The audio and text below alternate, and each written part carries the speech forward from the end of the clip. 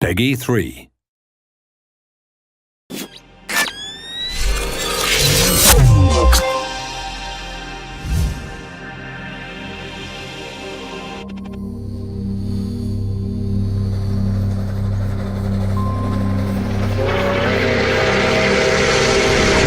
Trainz a new era really is a whole new beginning. Very big project. It's probably the biggest thing we've done in Trainz history. Next generation graphics, advanced physics. Refactored everything, rethought everything. Trainz delivers pretty much everything you've experienced from Trainz in the past, but then we've got a bunch of new features on top as well. Our interface has been improved across the board.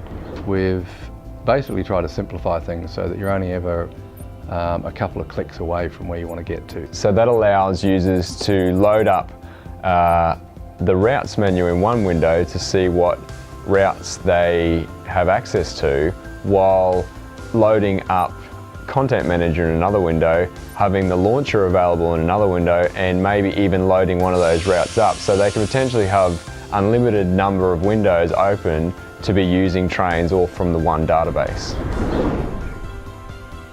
Several years ago we decided that we had to create a new underlying architecture for Trainz to take us into the future.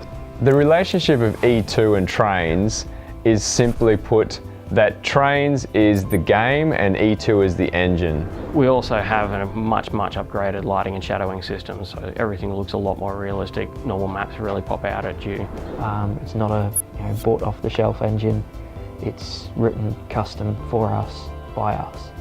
What it means to an everyday gamer is that you're going to get much better graphics, you're going to get much smoother results. As you move around the world, everything's going to stream in smoothly. They're going to get the best experience they've ever had in Trainz.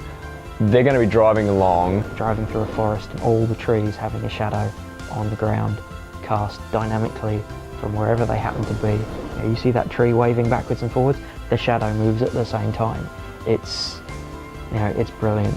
And to have that cast across the track and onto the side of the train and whatever. Particles like smoke and weather glide off the terrain. Smoke won't penetrate through tunnels or penetrate through a bridge. It will billow underneath it and billow around it. So you get some really cool results visually from that kind of thing.